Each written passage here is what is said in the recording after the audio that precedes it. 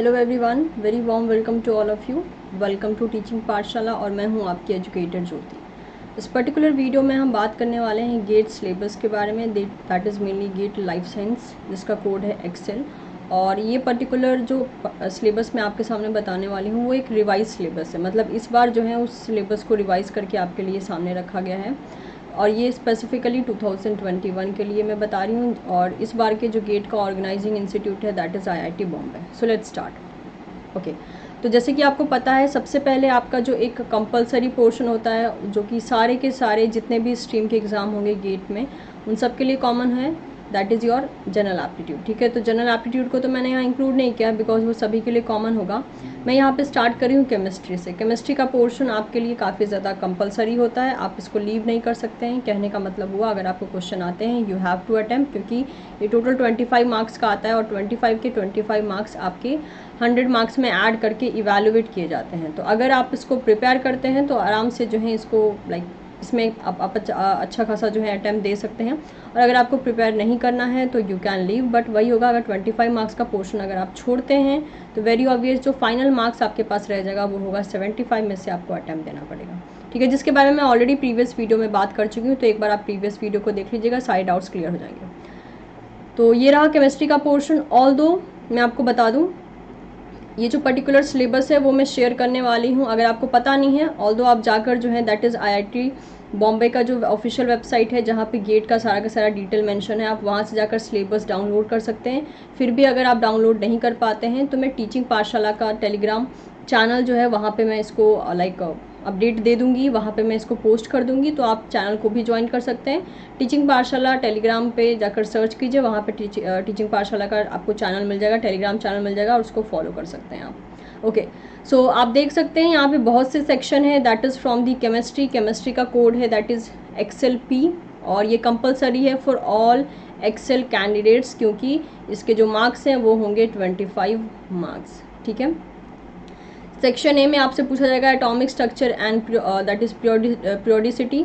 Section 2 में होगा structure and bonding. Section 3 में SP and D block element. 4 में आ गया आपका केमिकल इक्विलिब्रिया। 5th में आ गया दैट इज़ इलेक्ट्रोकेमिस्ट्री। 6th में आ गया reaction kinetics. 7th is of thermodynamics. 8th में मेंशन है structure, reactivity, correlation and the organic reaction mechanism. And 9th is chemistry of biomolecules. Okay, तो इसको अगर देखा जाए तो ऑब्वियसली क्लास 12th की याद आ जाती है, क्योंकि ये सारा का सारा पोर्शन हम क्लास 12th में डील करते हैं। तो अगर आप सीरियसली गेट के लिए प्रिपेयर कर रहे हैं, आराम से जो है आप केमिस्ट्री के लिए प्रिपेयर कर सकते हैं। अगर आपके पास अपने 12th क्लास की कोई भी अच्छी बुक्स ऑब्लिक नोट्स हैं तो आप इजीली इन सारे पोर्शन को प्रिपेयर कर सकते हैं। लेकिन मैं ये कहूँगी कि सिलेबस वाइज ना जाकर इट वुड बी बेटर अगर आप PYQ से, ओके, प्रीवियस ईयर क्वेश्चन से अगर प्रैक्टिस करें तो क्या होगा कि थोड़ा सा एक प्रॉपर बेसिस पे आप प्रिपेयर कर पाएंगे, क्योंकि ये सिलेबस बहुत ज़्यादा है। अगर इसमें फंसे रहेंगे तो आपका जो अपना पोर्शन होगा दैट इज़ जो 2 सब्जेक्ट आप सेलेक्ट करेंगे उसके लिए आपको टाइम नहीं मिल पाएगा। तो इट वुड बी बेटर अगर आप रिवर्स मेथोडोलॉजी से जाएं, PYQ से प्रैक्टिस करें, जितना हो सकेगा उतना आप प्रैक्टिस कीजिए, क्योंकि अगर इन केस 25 मार्क्स का आता भी है ये पेपर, ठीक है, मिनिमम भी आप कोशिश कर सकते हैं कि 10 मार्क्स आ जाए, लेकिन तभी आएंगे जब आप इनमें से कुछ पोर्शन को टारगेट करेंगे। और अगर प्रीवियस ईयर क्वेश्चन आप देखते हैं तो आप एक आइडिया लगा पाएंगे कि कौन सा पोर्शन ज़्यादा पूछा जा रहा है और किस पे फोकस नहीं करना है। तो ये हो गई केमिस्ट्री की बात। आप इसको अपने अकॉर्डिंग प्रिपेयर कर सकते हैं, जितना मैंने आपको बताना था बता दिया। सिलेबस आपके सामने मेंशन है, डिटेल PDF में टीचिंग पाठशाला के टेलीग्राम चैनल पे शेयर कर दूंगी। ओके, नेक्स्ट हम बात करते हैं GATE syllabus, that is life science XL biochemistry के बारे में हम बात करते हैं। ऑब्वियसली ये आपका क्या हो गया, दैट इज़ सिलेक्शन प्रोसीजर में आ गया, क्योंकि 5 सब्जेक्ट है, 5 में से कोई 2 सब्जेक्ट आपको सेलेक्ट करना है along with the that is the chemistry and GA। ठीक है, तो ये हो गया आपका केमिस्ट्री का portion. Okay, so section 1, 2, 3, 4, 5 and 6 इतने सारे पोर्शन हैं। ठीक है, टोटल 6 सेक्शन मेंशन है बायोकेमिस्ट्री में। जो पहला सेक्शन है इसमें आप देख सकते हैं वाटर वाला पोर्शन है, प्रोटीन वाला है, इसके बाद हेमोग्लोबिन, मायोग्लोबिन, लाइसोजाइम का पोर्शन है, यहाँ पे काइमोट्रिप्सिन का एक्शन, उसके बाद कार्बोक्सीपेप्टाइडेज का एक्शन, स्ट्रक्चर कौन कौन से होते हैं बायोमोलिक्यूल्स के, कैसे होते हैं, कौन कौन सी बॉन्डिंग्स होती है, अमाइनो एसिड, कार्बोहाइड्रेट्स, लिपिड्स, यानी सब कुछ इंक्लूड हो गया है। सिंपल सी भाषा में बोले तो जो आपका CSI नेट का सिलेबस है बायोकेम का, वो सारा पोर्शन यहाँ पे इंक्लूड हो गया है, ठीक है, ये पोर्शन। सेकंड में देखिए एंजाइम काइनेटिक्स के बारे में बोला है, विटामिन कोएंजाइम के बारे में, बायो एनर्जेटिक्स हो गया, इसके बाद ATP का यूटिलाइजेशन, मेटाबॉलिक पाथवे हो गए लाइक TCA हो गया, pentose phosphate pathway, oxidative phosphorylation, मतलब जितना भी पूरा का पूरा मेटाबॉलिज्म वाला पाथवे होता है जो बायोकेमिस्ट्री और प्लांट फिजियोलॉजी दोनों के साथ क्लैश करता है, वो सारा का सारा पोर्शन इसमें चला आया, ठीक है। थर्ड सेक्शन देखिए दैट इज यहाँ पे चला आया आपका टेक्निक्स।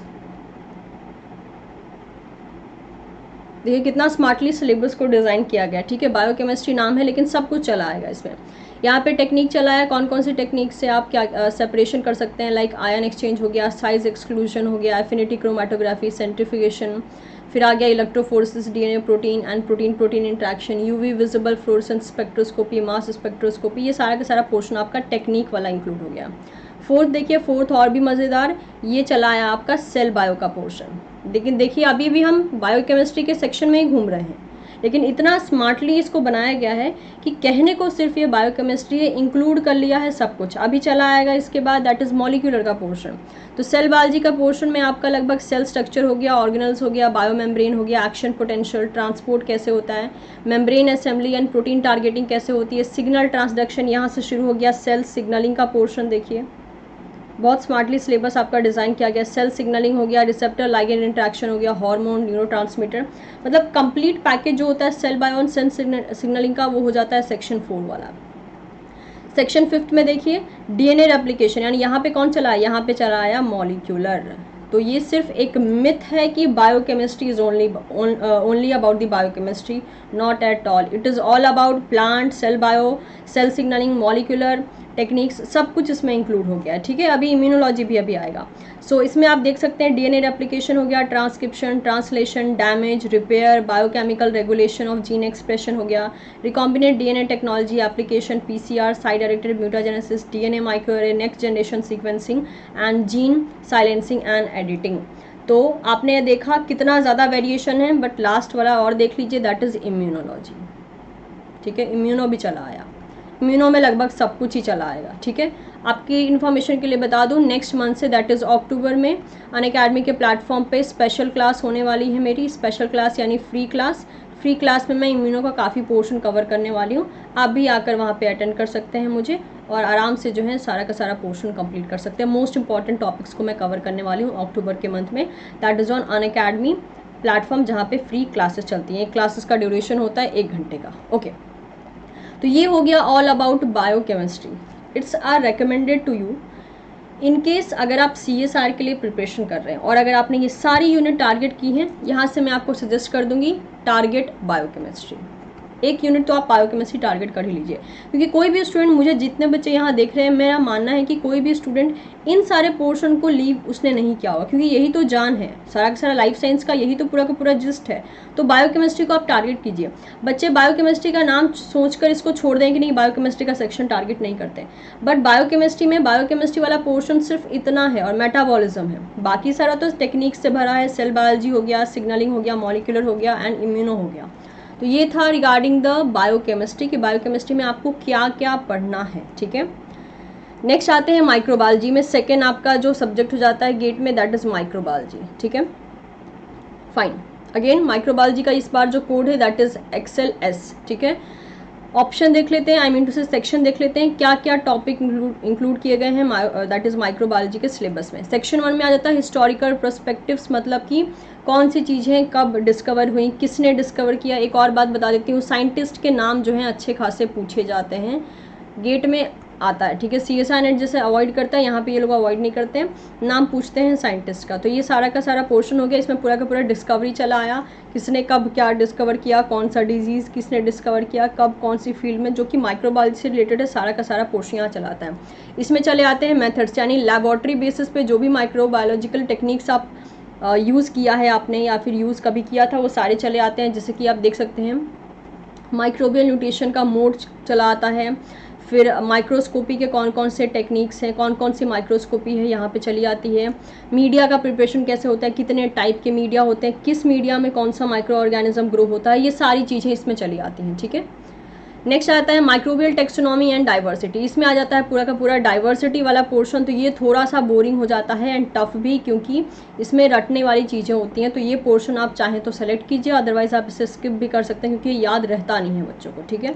ओके, सेक्शन 4 में देखिए prokaryotic cell structure and function, यानी प्रोकैरियोटिक सेल्स में क्या क्या पाए जाते हैं, क्या क्या फंक्शन है। मतलब एक जो सेल बायोलॉजी में जो हम पूरा का पूरा पोर्शन पढ़ते हैं रिगार्डिंग द प्रोकैरियोट, सब कुछ इसमें इंक्लूड हो जाता है। कैसे एंडोस्पोर फॉर्मेशन होता है, what is gas vesicles, locomotion कैसे करते हैं, negative and positive and gram negative bacteria क्या होते हैं, कैसे काम करते हैं, केमोटैक्सिस कैसे करते हैं, ईच एंड एवरीथिंग, ठीक है। नेक्स्ट चला आता है माइक्रोबियल ग्रोथ, यानी कौन कौन से फेजेस होते हैं, कौन कौन से फैक्टर्स माइक्रोबियल ग्रोथ को अफेक्ट करते हैं। बायोफिल्म का फॉर्मेशन हो गया, मेजरमेंट हो गया। यहाँ से चले आते हैं आपके न्यूमेरिकल। ध्यान रखिएगा न्यूमेरिकल पोर्शन आते हैं, ठीक है। बायोकेमिस्ट्री में भी आता है न्यूमेरिकल पोर्शन, माइक्रोबायोलॉजी में भी न्यूमेरिकल पोर्शन आता है। 6th की बात करते हैं, that is control of micro organism, यानी मेनली यहाँ पे एंटीबायोटिक्स की बात की गई है और कौन कौन से स्टरलाइजेशन टेक्निक यूज होते हैं ताकि माइक्रो ऑर्गेनिज्म को कंट्रोल किया जा सके। ओके, और भी ये बहुत लंबा सिलेबस है एक्चुअली माइक्रोबायोलॉजी का। सेक्शन 7 में है माइक्रोबियल मेटाबॉलिज्म, यानी कौन कौन से पाथवे एंड साइकिल हमें माइक्रो ऑर्गेनिज्म के अंदर देखने को मिलते हैं। 8th में microbial disease host pathogen interaction, कौन कौन से डिजीज हैं, किसके साथ कैसे इंटरेक्शन होता है, क्या इफेक्ट होता है, कैसा मोड ऑफ एक्शन होता है, कौन से एंटीबायोटिक से उनको रोका जाता है, ईच एंड एवरीथिंग इसमें चला आएगा। 9th में आ जाता है केमोथेरेपी एंड एंटीबायोटिक्स, ये तो नाम से ही पता चल रहा है इसमें आपको क्या पढ़ना होगा। 10th देखिए माइक्रोबियल जेनेटिक्स, तो जो पोर्शन आप जेनेटिक्स में पढ़ते हैं मेनली माइक्रोबियल जेनेटिक्स के पोर्शन में वो सारा यहाँ पे इंक्लूड हो जाएगा। जैसे कि म्यूटेंट का सिलेक्शन हो गया, फाज का हो गया, उसके बाद लाइटेक, लाइसोजेनिक, ट्रांसडक्शन, ये सारा का सारा पाथवे यहाँ पे चला आएगा। लाइक ट्रांसपोजोन हो गया, operon concept, each and everything, ठीक है। लास्ट में आता है माइक्रोबियल इकोलॉजी, इसमें थोड़ा बहुत पोर्शन ये थोड़ा सा आपके लिए न्यू होगा क्योंकि माइक्रोबियल इकोलॉजी आपके CSI नेट के सिलेबस में भी नहीं है, तो ये वाला पोर्शन नहीं होगा। इनफैक्ट ये वाला क्या बहुत से पाथवे यहाँ पे नहीं होंगे क्योंकि CSI नेट में माइक्रोबायोलॉजी एज अ पोर्शन नहीं रखा गया है। मतलब इसके थोड़े बहुत छोटे मोटे से पोर्शन आपको मिल जाएंगे यहाँ लाइक किसी और यूनिट्स में, लेकिन एग्जैक्ट पूरा का पूरा यही नहीं रखा गया। तो इसमें आपको थोड़ा बहुत हार्ड वर्क करना पड़ेगा अगर आप माइक्रोबायोलॉजी टारगेट करते हो, और ये आपका अच्छा खासा टाइम लेगा क्योंकि आप देख सकते हैं टोटल 11 टॉपिक है यहाँ पे जो कि आपको देखने को मिल रहा है, ठीक है। 11 मेजर टॉपिक है, इसके अंदर और भी सब टॉपिक इंक्लूडेड है। ओके, जो थर्ड सिलेक्शन आता है दैट इज दी जूलॉजी, लेकिन जैसे कि आपको 2 करना है, कोई भी 2 करना है, मैं तो 5 को यहाँ बताऊंगी, कोई भी आपको 2 करना है। जूलॉजी की अगर हम बात करते हैं तो इसमें चला आता है एनिमल डाइवर्सिटी, मतलब वही पूरा का पूरा क्लासिफिकेशन। इवोल्यूशन कैसे होता है, तो ये इवोल्यूशन मतलब जो भी स्टूडेंट टीचिंग पाठशाला के फॉलोअर हैं ऑब्लिक जो मेरे प्लस के स्टूडेंट हैं उनके लिए ये वाला पोर्शन काफ़ी कॉमन हो जाएगा क्योंकि जो मैंने पढ़ाया है उसी में से ये पोर्शन यहाँ पे डाला गया है। और जो टॉपिक मेंशन है वो आई थिंक मैंने प्लस और फ्री प्लेटफॉर्म दोनों पे ही पढ़ाया है, तो आप इजीली इनको ऑब्टेन कर सकते हैं। थर्ड आ जाता है जेनेटिक्स, यानी जेनेटिक्स का जो एक बेसिक्स होता है वो सारा का सारा यहाँ बेसिक्स आ जाता है। फोर्थ हो गया बायोकेमिस्ट्री एंड मॉलिक्यूलर बायोलॉजी, इसमें देखिए बायोकेमिस्ट्री और मॉलिक्यूलर बायोलॉजी के छोटे छोटे से पोर्शन डाल दिए गए। तो अगर आप देखें तो बहुत कुछ रिपीटेशन होता है क्योंकि इसलिए आपको 2 सिर्फ सब्जेक्ट को सेलेक्ट करना होता है, बाकी जो पोर्शन होते हैं गिने चुने ही नए हैं। जैसे कि ये वाला पोर्शन आपका बायोकेमिस्ट्री के साथ मैच हो रहा है, जो अभी मैंने बायोकेमिस्ट्री का सिलेबस बताया था। देखिए सेल बायोलॉजी में भी क्या है, ये भी क्या हो गया, ये भी रिपीट हो गया, ये भी रिपीट हो गया, राइट, ये भी रिपीट हो गए। माइक्रोबियल फिजियोलॉजी आपने पीछे देखा था, इसमें से आधा पोर्शन यहाँ पे रिपीट हो जाएगा। सेल बायोलॉजी हो गया, जीन एक्सप्रेशन इन यूकैरियोट, ये भी रिपीट हो गया। अभी आपने देखा मॉलिक्यूलर बायोलॉजी में, तो बहुत कुछ रिपीटेशन पोर्शन है, लेकिन इसलिए बोला जाता है एट अ टाइम आपको ये 2 सब्जेक्ट को सेलेक्ट कीजिए और उसको पढ़िए, ठीक है। 7th में चला आता है एनिमल एनाटॉमी एंड फिजियोलॉजी, ये न्यू होगा, ये न्यू आई मीन टू से जिन लोगों ने CSR के लिए एनिमल फिजियोलॉजी टारगेट किया है उनके लिए तो नया नहीं होगा, उनके लिए ये पुराना ही होगा। लेकिन जिन्होंने एनिमल फिजियोलॉजी टारगेट नहीं किया उनके लिए ये वाला टॉपिक दैट इज सेक्शन 7 पूरा ही एंटायरली न्यू है, क्योंकि देख सकते हैं muscular system, circulatory system, digestive system, nervous system, ये सब कुछ, एक्सक्रीटरी सिस्टम, सब कुछ यहाँ चला आता है। पैरासिटोलॉजी एंड इम्यूनोलॉजी, ये भी थोड़ा बहुत इम्यूनो से लाइक क्लैश करेगा, रिपीटेशन होगा इसमें। डेवलपमेंटल बायोलॉजी, ये तो मैंने जो पोर्शन पढ़ा रखा है that is either on teaching पाठशाला या फिर प्लस पे पढ़ा रखा है, दोनों में से टैली कर लेंगे, मैक्सिमम पोर्शन यहाँ पे कंप्लीट हो जाएगा। जहाँ तक मेरा मानना है यस, सारा ही पोर्शन ऑल, ठीक है, ऑल पोर्शन यहाँ पे लगभग कंप्लीट हो जाएगा जो मैंने पढ़ाया है आपको। इकोलॉजी का देख सकते हैं, अगेन इकोलॉजी का भी मैंने मैक्सिमम पोर्शन पढ़ाया है। टॉक्सिकोलॉजी ये थोड़ा नया है। एंड नेक्स्ट की बात करें तो यस बाकी पोर्शन तो मैंने पढ़ा रखा है, कुछ एक आध नए नए पोर्शन और इंक्लूड हो सकते हैं इकोलॉजी में।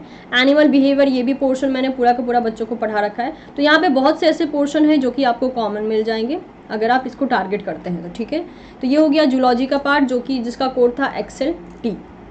ओके, फिर हम बात करते हैं गेट बॉटनी के बारे में। अगेन बॉटनी का portion that is plant physiology का पोर्शन मैं ही डील करती हूँ, that is on Unacademy plus, I mean to say मैं भी डील करती हूँ वहाँ पे। तो जो भी स्टूडेंट मुझसे बॉटनी का पढ़ते हैं मैं उनको ऑलरेडी बता चुकी हूँ कि सारा सिलेबस मैच नहीं करेगा गाइस, ठीक है। जो भी आप सिलेबस पढ़ रहे हैं सारा सिलेबस एग्जैक्ट गेट के साथ मैच नहीं करता है, हार्डली जो है 60 to 70% मैच करता है। बाकी आपको 30 to 40% कुछ नया कंटेंट पढ़ के जाना होता है जो स्पेसिफिकली गेट के लिए, जैसे कि प्लांट सिस्टमेटिक्स ये आपको प्रिपेयर करना पड़ेगा, ये पूरा का पूरा क्लासिकल प्लांट हो जाता है, ठीक है। Plant anatomy, yes plant anatomy भी आपको प्रिपेयर करना पड़ेगा। इतने डिटेल में हम CSR के लिए नहीं पढ़ते हैं, ये प्लांट एनाटॉमी ये सब चीज़ें हम CSR के लिए इतना डिटेल में नहीं पढ़ते हैं। वहाँ पे हम मेनली उनके फंक्शनैलिटी के बारे में, उनके मेटाबॉलिज्म के बारे में पढ़ते हैं। ये प्लांट एनाटॉमी तो स्पेसिफिक हो गया, ठीक है। Plant development, cell tissue and morphology, ये वाला पोर्शन भी अगेन हम CSR के लिए टारगेट पूरा नहीं करते हैं। गिने चुने टॉपिक है जैसे कि हो गया phytochrome, cryptochrome, role of oxygen, ये सब कर लेते हैं। इसके अलावा जो कुछ कुछ पोर्शन है जैसे कि टिश्यू कल्चर मेनली चला आता है, वो वाला पोर्शन हम पूरा का पूरा नहीं करते हैं। लाइफ साइकिल ऑफ एंजियोस्पर्म हम CSR के लिए उतना डिटेल में नहीं करते। तो यहाँ सब कुछ डिटेल में रखा है, like male and female gametophyte, चलिए ये तो ठीक है, ठीक है। टिश्यू का पैटर्निंग ये भी हम उतना डिटेल में CSR के लिए नहीं करते हैं। तो प्लांट में आपको अच्छा खासा डिफरेंस देखने को मिलता है सिलेबस के मामले में कि यहाँ थोड़ा सिलेबस अलग है और CSR का सिलेबस अलग है, ठीक है। इसके बाद ये आ गया यहाँ पे that is your plant physiology and biochemistry, इसमें सब कुछ दोनों का मिक्सचर आ गया है, ठीक है। इसमें कुछ पोर्शन आपको पढ़ा हुआ मिलेगा, कुछ पोर्शन न्यू मिलेगा, तो अगेन न्यू पोर्शन को आपको रेडी करना है। जेनेटिक्स एंड जीनोमिक्स ये भी थोड़ा बहुत, आई थिंक ये आपका जेनेटिक्स से बहुत कुछ मैच कर जाएगा, लेकिन पूरा मैच नहीं करेगा। अगेन जैसे मैंने कहा 70 to 60% मैच कर जाएगा CSR के साथ, बाकी 30 to 40% न्यूली आपको प्रिपेयर करना पड़ेगा। नेक्स्ट आता है plant breeding, genetic modification and genome editing, ये पूरा नया हो जाता है। थोड़ा बहुत मैच करेगा टेक्निक्स के साथ, लेकिन इसमें काफ़ी कुछ नया हो जाता है जो हमें स्पेसिफिकली गेट के लिए पढ़ना पड़ता है। इकोनॉमिक्स एंड अप्लाइड बॉटनी ये तो लगभग पूरा ही नहीं हो जाता है, इसलिए मैंने कहा बहुत सारा नया पोर्शन है प्लांट के केसेस में, ठीक है। प्लांट पैथोलॉजी जो है, प्लांट पैथोलॉजी में आप देख सकते हैं बहुत से पोर्शंस हैं, ये भी यस ये भी हम आप कह सकते हो यहाँ पे जो टॉपिक मेंशन है उसको हम सिर्फ 40% ही CSR के लिए डन करते हैं, लेकिन इसके लिए आपको करना है तो बहुत कुछ पढ़ना पड़ेगा, बहुत कुछ न्यू पढ़ना पड़ेगा। तो जूलॉजी के पोर्शन में तो काफ़ी कुछ पढ़ाया हुआ पोर्शन मिल गया, इधर पे नहीं मिलेगा। अगर ये आप टारगेट करते हैं तो बहुत कुछ इसमें नया आपको टारगेट करना पड़ेगा। लास्ट इकोलॉजी एंड इन्वायरमेंट, ठीक है। ये ऑब्वियसली आपका लाइक इकोलॉजी से थोड़ा बहुत मैच करेगा, नॉट ऑल। इसमें भी आपको I think 30% portion new target करना पड़ेगा। तो प्लांट का आप देख सकते हैं बहुत ज़्यादा लंबा सिलेबस है, राइट, बहुत ज़्यादा लॉन्ग सिलेबस है, लेंदी भी है, तो टाइम ये अच्छा खासा लेगा, ठीक है। लास्ट आते हैं फूड टेक्नोलॉजी पे। फूड टेक्नोलॉजी का जहाँ तक मेरा मानना है, अगर आपका बैकग्राउंड फूड से नहीं है तो इस सेक्शन को अटेंड करना बेवकूफ़ी होगी, क्योंकि ये ऐसा सब्जेक्ट नहीं है कि हाँ आपको कुछ पता ना हो फिर भी आप कर लोगे। थोड़ा बहुत आपका आइडिया होना ज़रूरी है, जैसे कि इसमें फूड केमिस्ट्री एंड न्यूट्रिशन के बारे में होता है। आप ये पर्टिकुलर यहाँ से सारा का सारा सिलेबस पढ़ सकते हैं, क्या क्या चीज़ें इंक्लूडेड हैं। फूड माइक्रोबायोलॉजी, जिसका माइक्रोबायोलॉजी से MSc या BSc है, उनको ये पढ़ने को मिलता है मास्टर में, तो वो ये टारगेट कर सकते हैं। फूड प्रोडक्ट एंड टेक्नोलॉजी, इसमें भी बहुत कुछ नया आएगा, ठीक है। Food engineering, again a new process, okay. तो इस तरीके से आपने देख लिया बहुत कुछ नया है, राइट। फूड टेक्नोलॉजी का again that is why I am saying कि अगर आपने नहीं पढ़ा है, क्योंकि देखिए अगर आपने कभी बैचलर में लाइक सेल बायोलॉजी पढ़ी है लेकिन आप 2 साल से टच में नहीं है, फिर भी आप सेल बायोलॉजी पढ़ेंगे तो तुरंत गेन कर लेंगे। लेकिन जो सब्जेक्ट आपने लाइफ में कभी नहीं पढ़ा, लाइक फूड टेक्नोलॉजी, उसमें बहुत कुछ चीज़ें चली आती हैं, तो वो आपको गेन करने में बहुत टाइम लगेगा। एंड सेकेंड थिंग इज़, अगर कोई आपको ये पढ़ाने वाला नहीं है तब ये डबल टाइम लेगा। तो स्मार्ट वर्क कीजिए हार्ड वर्क के बजाय। बेटर है कि फूड टेक्नोलॉजी को आप एलिमिनेट भी करते हो तो आपके पास 4 ऑप्शन हैं यहाँ पे सेलेक्ट करने के लिए, that is zoology, botany, biochemistry and microbiology. चारों में से कोई 2 सब्जेक्ट सेलेक्ट कर लीजिए and you are good to go. तो आपको करना क्या है, दैट इज़ एक तो आएगा आपका GA, ठीक है। सेकेंड आ जाएगा that is your chemistry, and third portion में कोई भी any 2 सब्जेक्ट, और आप सिलेबस देख सकते हैं कितना ज़्यादा लेंदी सिलेबस है। तो अभी से डिसाइड करेंगे कि कौन से 2 सब्जेक्ट टारगेट करने हैं, तभी तो आगे प्रिपेयर कर पाएंगे। ठीक है, तो मैं उम्मीद करती हूँ आपको थोड़ा बहुत आइडिया मिला होगा। मैंने आपके सामने पूरा का पूरा रिवाइज सिलेबस रखा है कि क्या क्या चीज़ें इंक्लूड हुई हैं और आपको उससे कैसे डील करना है। नेक्स्ट वीडियो में बात करेंगे दैट इज़ कुछ और पोर्शन के बारे में। मुझे कुछ और रिवाइज सिलेबस मिलते हैं, चाहे गेट बीटी का हो या इकोलॉजी इवोल्यूशन का हो, तो वो भी मैं आपके सामने प्रेजेंट करूँगी। सो वीडियो अच्छा लगा हो तो इसे लाइक ज़रूर करें, बिकॉज आप लोग वीडियो देख लेते हैं लेकिन लाइक नहीं करते हैं। ठीक है, आपका एक लाइक जो है हमें थोड़ा सा इंकरेज करता है आपके लिए और मेहनत करने में। और इसे आप अपने दोस्तों के साथ भी शेयर कर सकते हैं जो सिमिलर टाइप के एग्जाम्स का प्रिपरेशन कर रहे हैं। Thank you so much everyone.